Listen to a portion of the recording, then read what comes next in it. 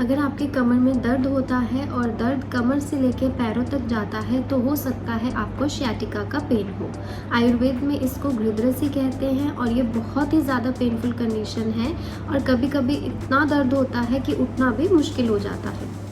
नमस्कार, मेरा नाम डॉक्टर जैस्मिन है। मैं आयुर्वेदा कंसल्टेंट हूँ और आज मैं आपको सियाटिका के बारे में बताऊंगी। पर उससे पहले अगर आपने मेरे चैनल को सब्सक्राइब नहीं किया है तो उसको ज़रूर करें और बेल आइकन भी दबा दें ताकि आपको लेटेस्ट वीडियो का नोटिफिकेशन मिलता रहे। सियाटिका ज़्यादातर जो है मिडल एज में यानी 30 से 50 की एज में देखने को मिलता है और मेल के कंपैरेटिवली ये फीमेल्स में ज़्यादा देखने को मिलता है।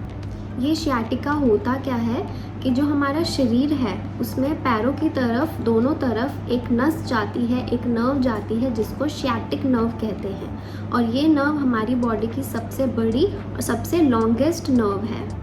हमारी स्पाइन में यानी रीढ़ की हड्डी में मल्टीपल हड्डियां होती हैं जिसके बीच में कुशन जैसा गद्दी जैसा डिस्क होता है जो स्पाइन को बचाता है ताकि उसमें फ्रिक्शन ना हो और उसकी मूवमेंट प्रॉपर होती रहे। तो जो कमर में डिस्क होती है उसके पीछे से बहुत सारी नसें निकलती हैं जो आगे जाकर सियाटिक नर्व फॉर्म करती है। ठीक है, तो ये सियाटिक नर्व रीढ़ की हड्डी से निकलकर कमर से फिर थाइज में, थाइज से फिर घुटने के पीछे काफ मसल्स में, फिर नीचे पैर में, पैर के अंगूठे तक जाके ये सप्लाई करती है। तो जब इस सियाटिक नर्व पे किसी कारण दबाव पड़ता है, कोई डैमेज होता है या कोई इंजरी होती है तो जाकर सियाटिका होता है। तो अब मैं आपको इसके मेन जो कारण है वो बताती हूँ। तो सबसे पहले तो जो ये आपकी डिस्क है वो बाहर आ गई है, डिस्क बल्ज हो गया है या स्लिप डिस्क हो गया है तो उसकी वजह से सियाटिक नर्व पर प्रेशर पड़ सकता है जिससे आपको सियाटिका हो सकता है। तो ये होता क्यों है?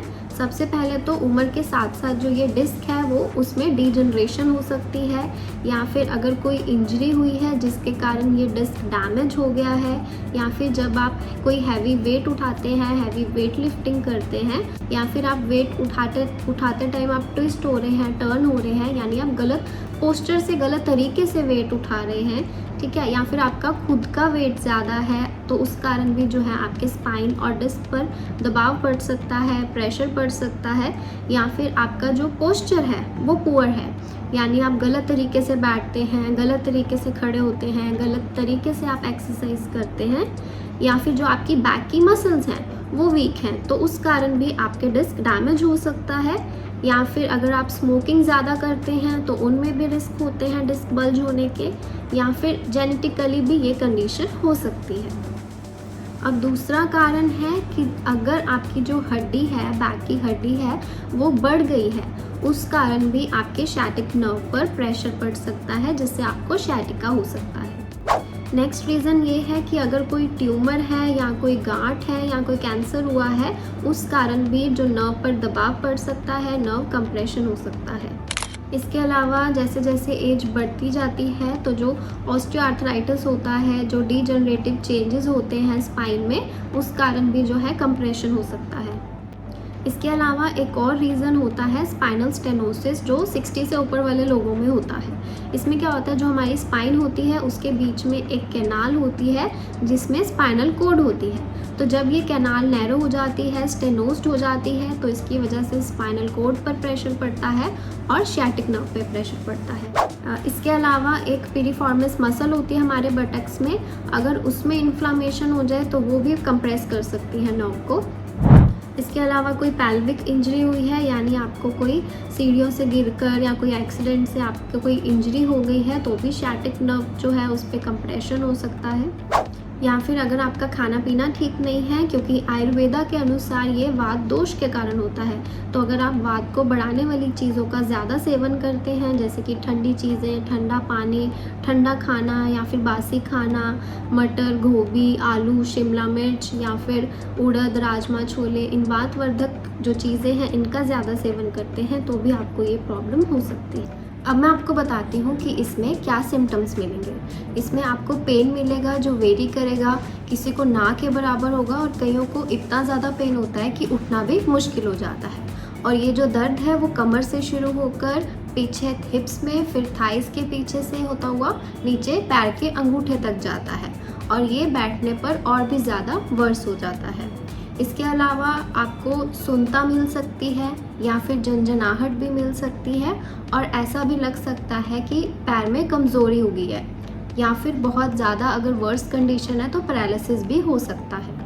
अब मैं आपको बताती हूँ कि आपको कैसे पता चलेगा आपको सियाटिका है। तो इसके लिए एक टेस्ट किया जाता है जिसको स्ट्रेट लेग रेजिंग टेस्ट कहते हैं। इसमें पेशेंट को लेटाकर एक पैर को ऊपर उठा के देखते हैं। तो अगर उसमें खिंचाव पड़ रहा है, पेन हो रहा है, तो आपको सियाटिका है।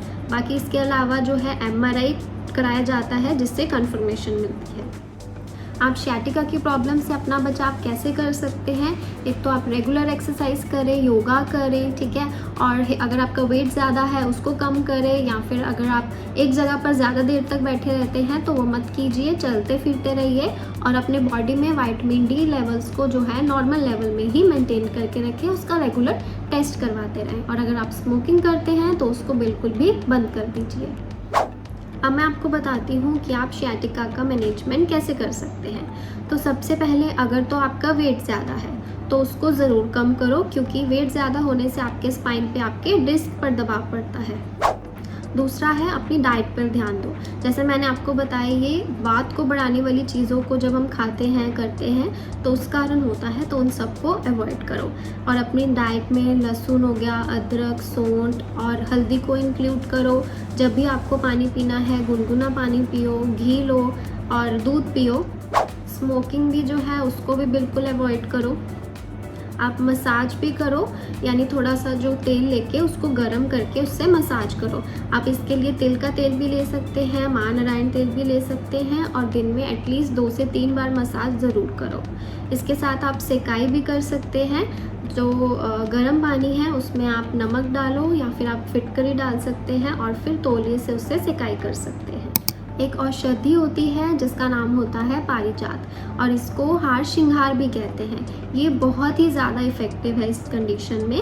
आप क्या कर सकते हैं, पारिजात के 5-6 पत्ते लें, उसको कूटकर 1 गिलास पानी में उसको बॉईल करें, और जब वो हाफ रह जाएगा तो उसको छानकर सुबह खाली पेट पी लें। ये आपको बहुत फ़ायदा देगा। आयुर्वेदा में एक प्रोसीजर किया जाता है कटी बस्ती। ये बहुत ही ज़्यादा इफ़ेक्टिव है इस कंडीशन में, तो आप अपने डॉक्टर को कंसल्ट करके ये भी करवा सकते हैं।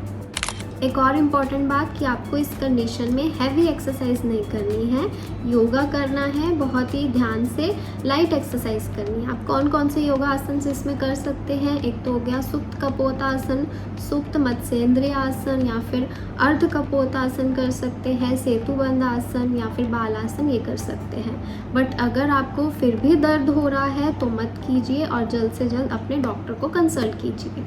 अगर आपको ये वीडियो अच्छा लगा तो इसको लाइक, कमेंट, शेयर और चैनल को सब्सक्राइब ज़रूर कीजिए, और जानकारी के लिए हमारी दूसरी वीडियोस देखिए।